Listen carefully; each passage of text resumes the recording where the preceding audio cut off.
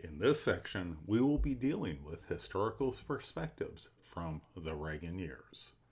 Ronald Reagan has been considered the great communicator and has inspired assessments of his communication style and how he affected expectations of the American presidency. As the first celebrity politician, Reagan spent much of his early career as a movie star before becoming the union president for the Screen Actors Guild and then governor of California. Reagan provides insight into the role of media notoriety in politics.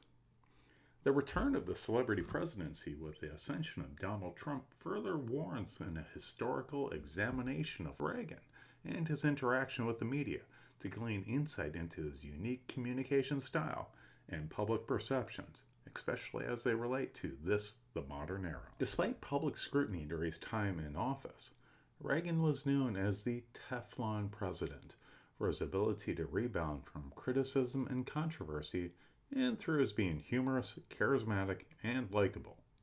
Now, some 30 years later, the study of Reagan's communication and leadership style has much to offer our current understanding of the normative behavior of presidents and candidates operating under conditions of constant media scrutiny. Reagan's leadership style developed from his natural ability to connect with audiences and years of experience as a recognized film actor and television personality. Upon entering national politics, Reagan successfully brought his neoliberal economic agenda to the Republican Party establishment, garnering successful victories in 1980 and 1984 presidential elections and passing supply-side economic policies. He, along with his advisors, knew how to leverage his natural charisma and humor against the scrutiny of the mass media. The key news story we will analyze was shown on Thursday, October 4th, 1984, on a CBS network primetime television news broadcast. This was 1 month before Reagan's landslide election victory, and might have been considered an October surprise that radically changed the election if it were successful. The news story, as analyzed, is 5 minutes and 45 seconds long.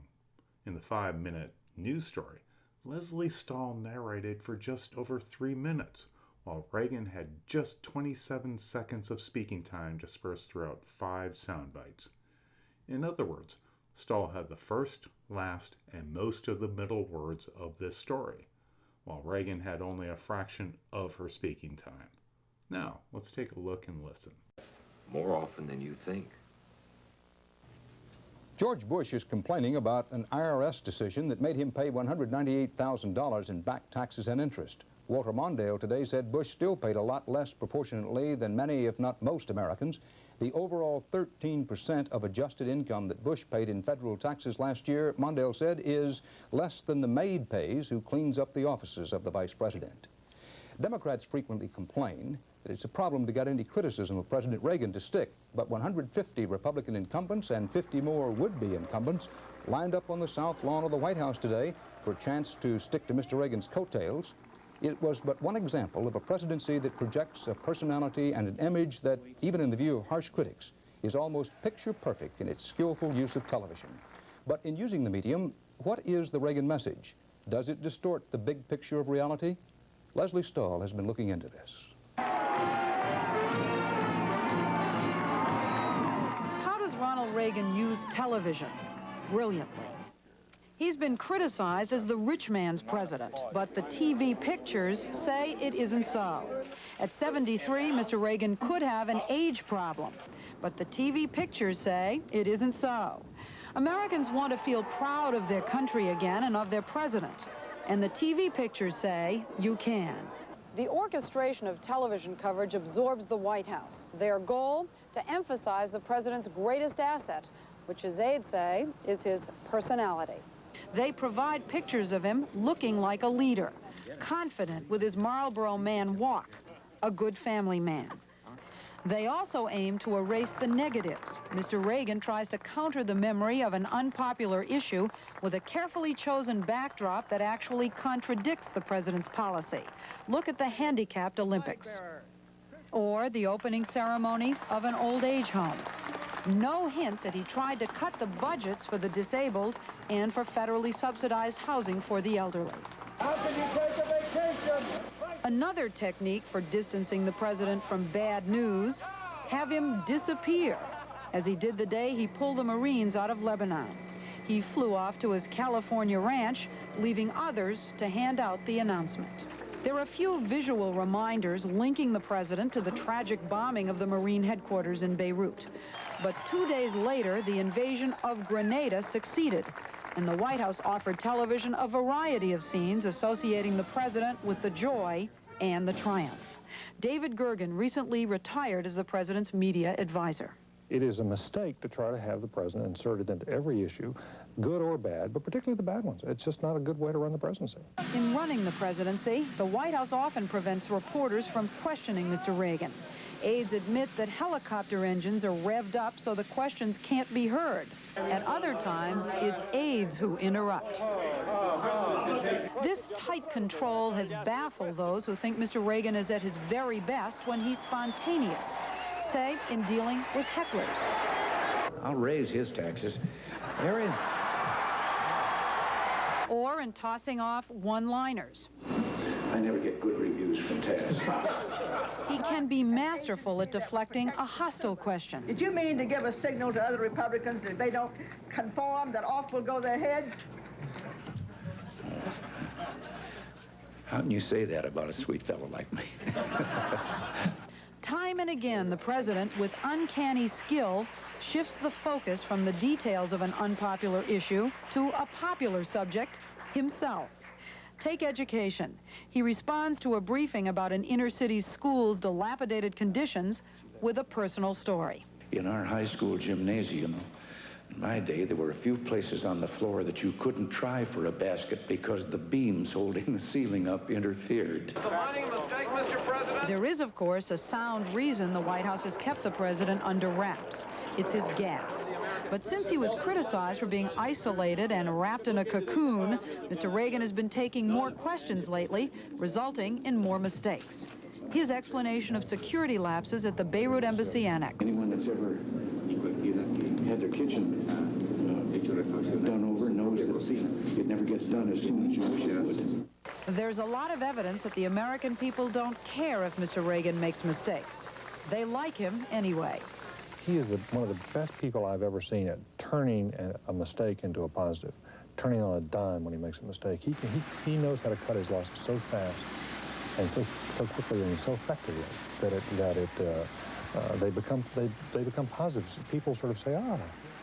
President Reagan is accused of running a campaign in which he highlights the images and hides from the issues. But there's no evidence that the charge will hurt him, because when the people see the president on television, he makes them feel good about America, about themselves, and about him.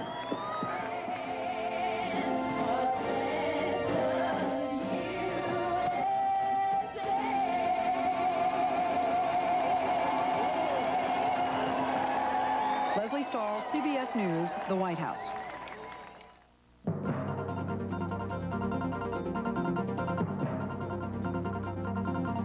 Instead of League-Stahl receiving criticism from the White House and the Reagan campaign, Dick Durbin commented in a congratulatory call. You guys in television land haven't figured it out, have you? When the pictures are powerful and emotional, they override, if not completely drown out the sound. Leslie, I mean it. Nobody heard you. Of course, League-Stahl was an accomplished news person with an extensive journalistic background, and she thought that the linguistic message would resonate most with the general public. Ronald Reagan and his staff realized that this was the furthest thing from the truth, and that images would have first impact and then resonate long afterwards. Indeed, people on the street who were shown the video thought it was an advertisement for Reagan's campaign.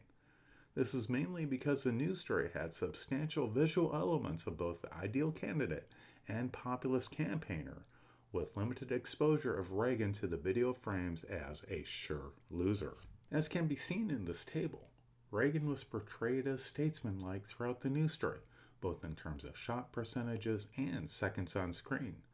Visually, the predominating themes are patriotic symbols with the American flag, monuments, memorials, and parades. Likewise, Reagan was surrounded by an identifiable entourage, mostly of his political aides and government-provided security. Reagan also is shown in his formal attire throughout, with him wearing mostly suits. While no one attribute conveying compassion dominated, Reagan's trustworthiness was emphasized through his being seen with children, his family, admiring women, and engaging in affinity gestures with his supporters, including physical embraces. In summary, Reagan was portrayed substantially as the ideal candidate in this attack news story. When we consider Reagan's mass appeal, we see that while he didn't have any celebrities around him, he indeed was already one. There were substantial amounts of large audiences around him, with supporters tightly packed into space, with over a quarter of the camera shots and time spent with the audience appearing in this news story.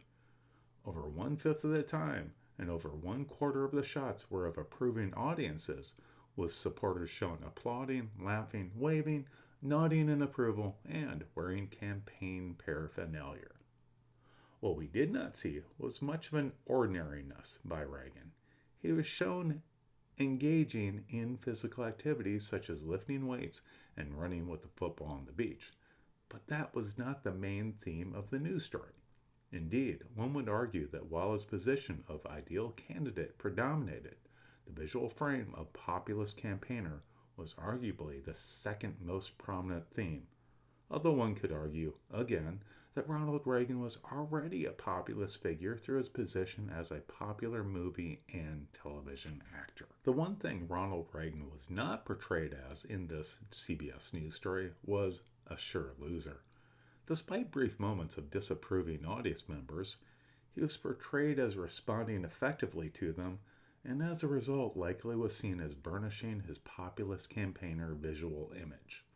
With only 5 shots and just over 10% of the time spent in the sure loser frame, one thing is for certain: Ronald Reagan visually won by beating media at the game they did not know they were playing, that of the visual frame game.